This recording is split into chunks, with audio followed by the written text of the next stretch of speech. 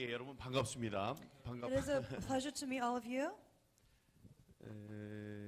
제가 여기 워싱턴 특파원으로 근무를 했었습니다. I was actually able to come to DC and work here for a bit. 그때 바로 이 장소에 한국인 정치인이 와서 연설을 한 적이 있습니다. And actually, during that time, I was here in this place, and there was a leader from Korea that spoke with us. 제가 저기 어디쯤에 앉았었는데요. And I was in this very room, and I was sitting all the way in the back. 그때 같이 온 특파원 중앙일보로 기억하는 중앙일보 특파원이 있었습니다.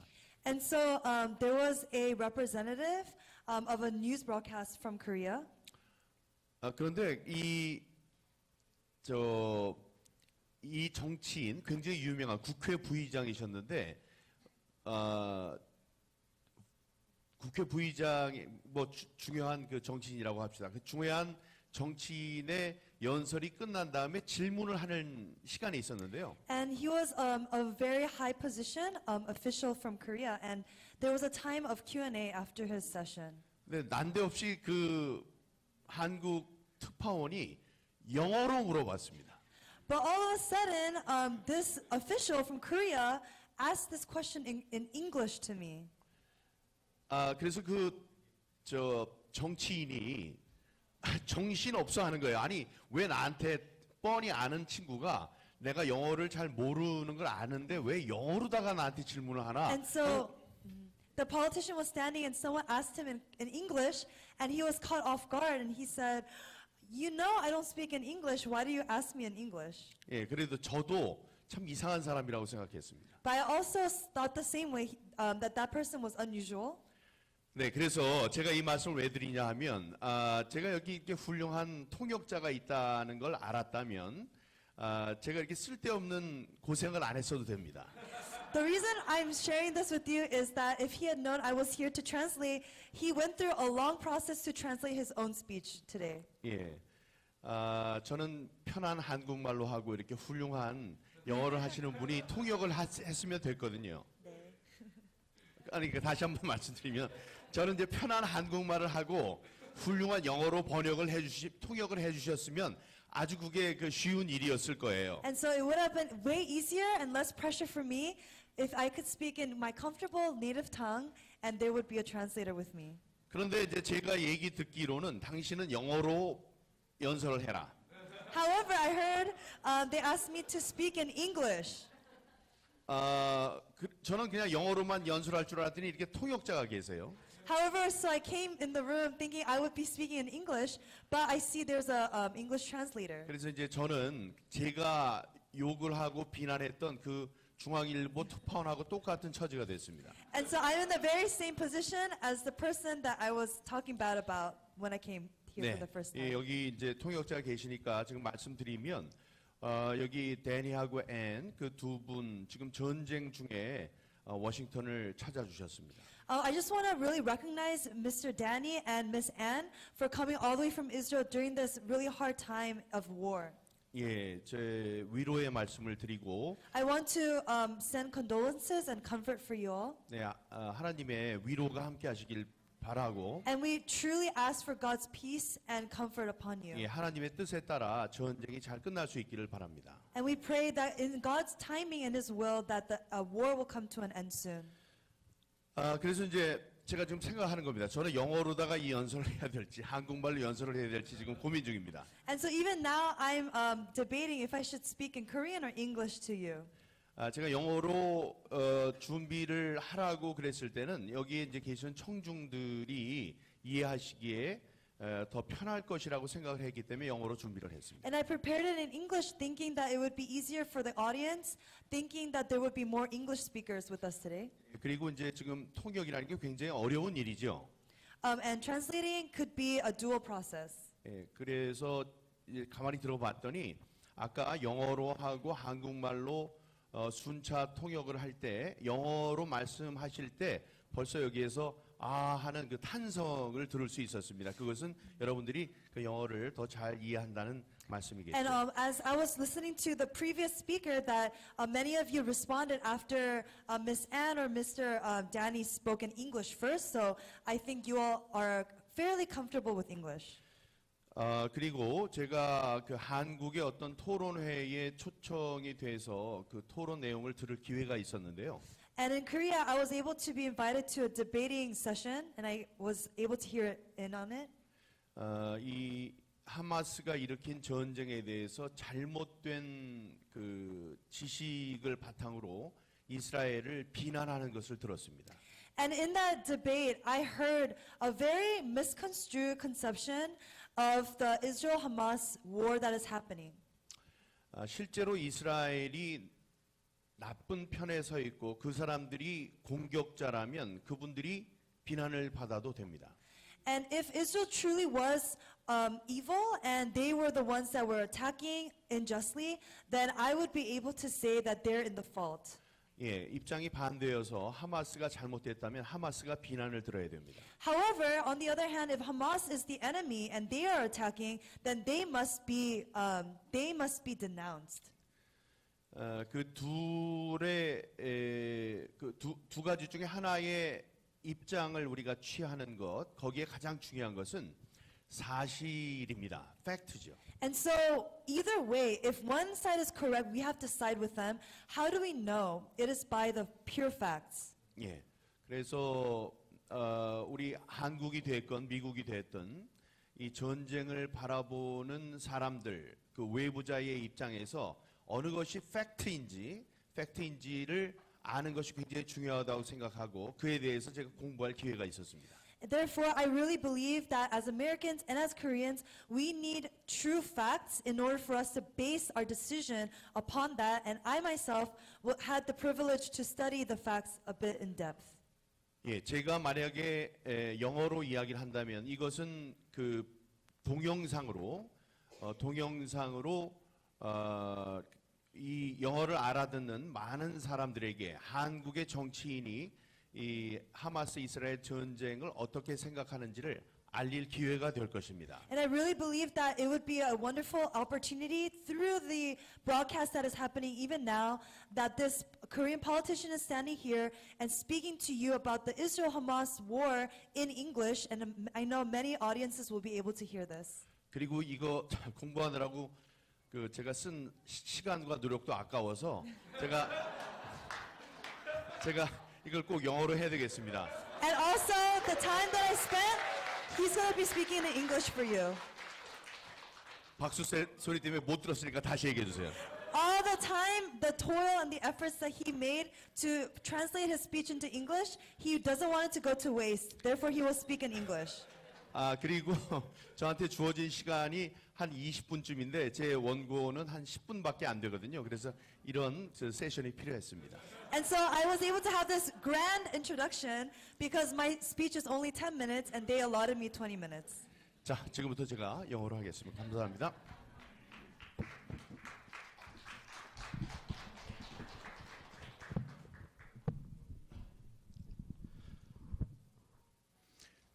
Ladies and gentlemen, I am Min경욱, a former member of the 20th National Assembly of the Republic of Korea.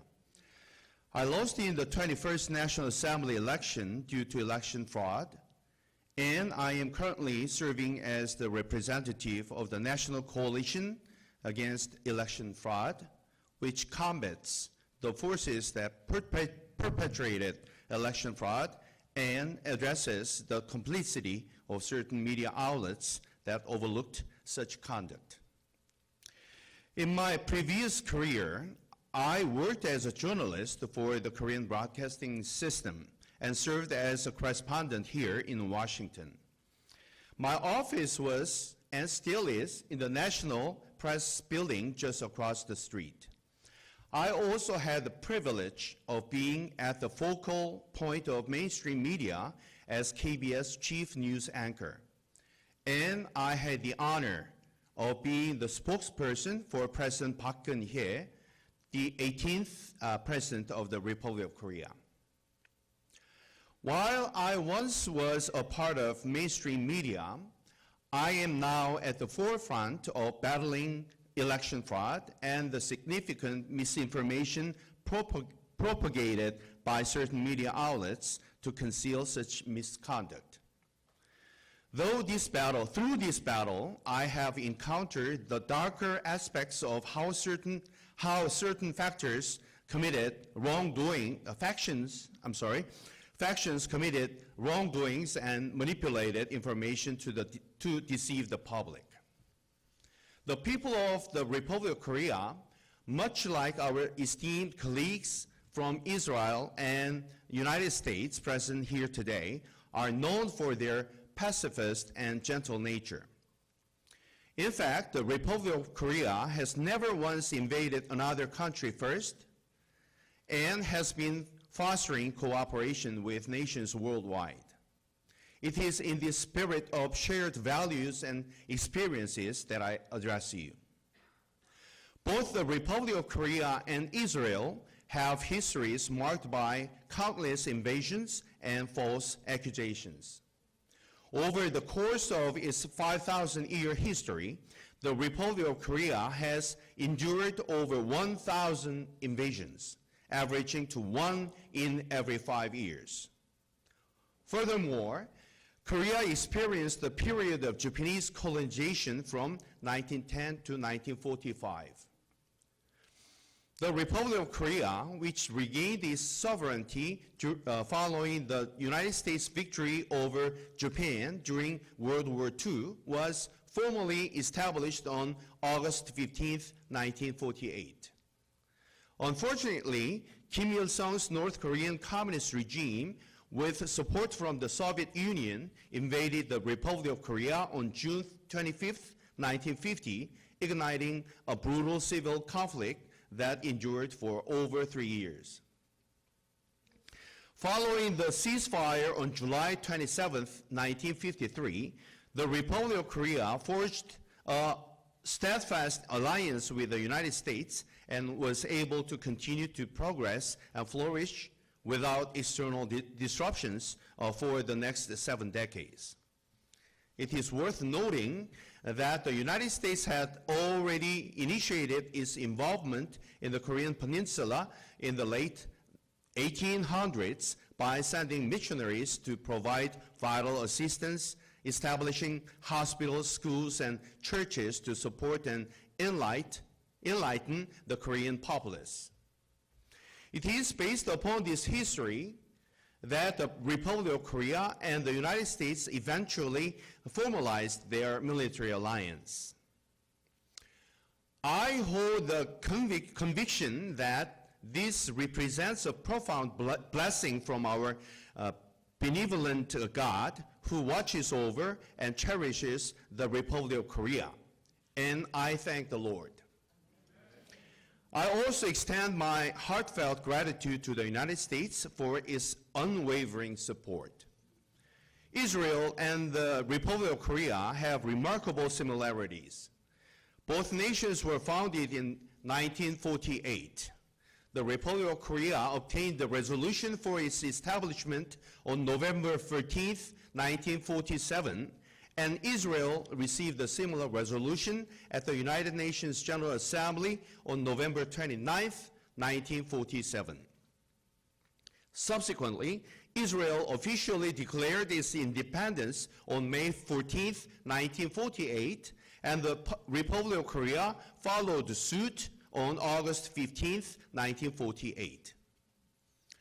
Both Israel and the Republic of Korea have matured and progressed over nearly identical time frames since their inception and have had to endure similar struggles. Israel has faced significant challenges from Islamic forces in the Middle East, while the Republic of Korea has navigated the turbulent waters of East Asia amidst the specter of communist influence. Both nations have found themselves surrounded by a range of hostile forces subject to threats and unfounded accusations from neighboring countries. Each time, the United States defended and supported our two countries. We are profoundly grateful for the invaluable assistance rendered by the United States. On October 7th, Hamas launched an attack on Israel.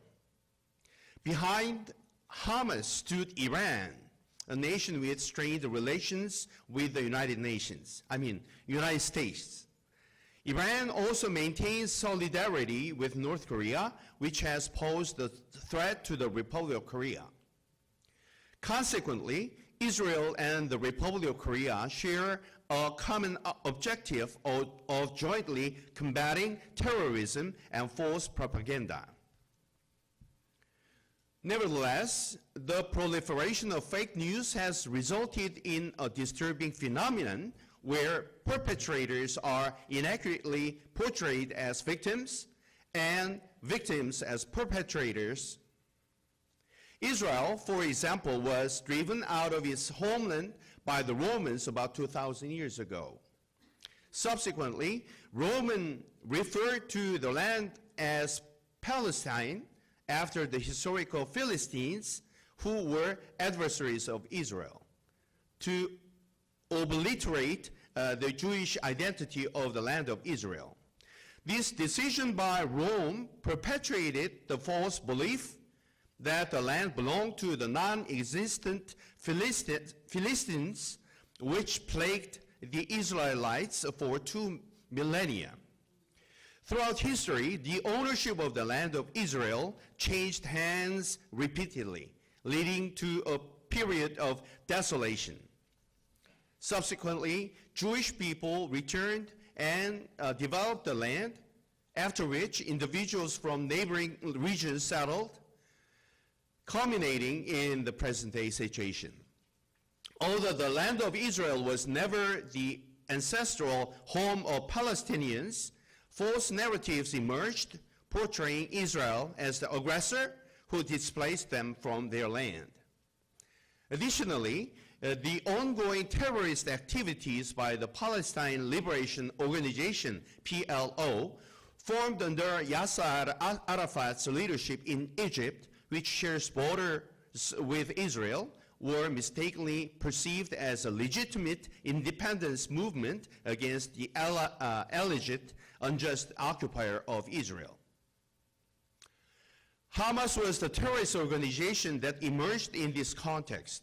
In a similar vein, on the Korean Peninsula, people who have fallen prey to the Soviet Union's communist propaganda assumed control of the northern region and spread false propaganda to advocate for Korean communism. Then, led by Kim Il-sung, North Korea was established, leading to various terrorist attacks against the Republic of Korea. Eventually, on June 25, 1950, North Korea launched a surprise attack on the Republic of Korea, killing millions of innocent lives.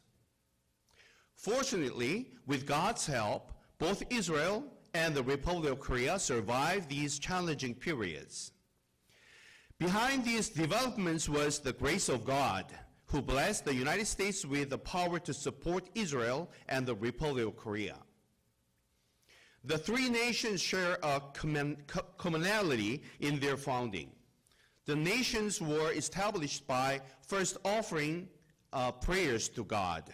I believe that God has shaped history with a plan to bless the world through these three countries, and I thank the Lord for all blessings bestowed upon us. Globally, fake news driven by false propaganda from groups such as Hamas, Iran, North Korea, and their supporters like China and Russia is spreading like poisonous mushrooms. To counteract such atrocity, the solidarity of Israel, the United States, and the Republic of Korea is of utmost importance. It is extremely imperative that media, to where I have dedicated my previous career, fulfills the role of disseminating truth and only truth by standing in the truth of God, the creator of all things and the governor of history. By doing so, we can counter the influence of numerous falsehoods that are circulating worldwide. In the contemporary landscape, thanks to the proliferation of new media platforms such as YouTube, veracious news can be disseminated in response to any inaccuracies presented by mainstream media. However, it is still insufficient. By harnessing the talents that God bestowed upon Israel, the United States, and the Republic of Korea, we can make sure that our media can fulfill its crucial role in countering the overwhelming tide of falsehoods and anti-Semitism. 같이 갑시다. We go together. Thank you very much.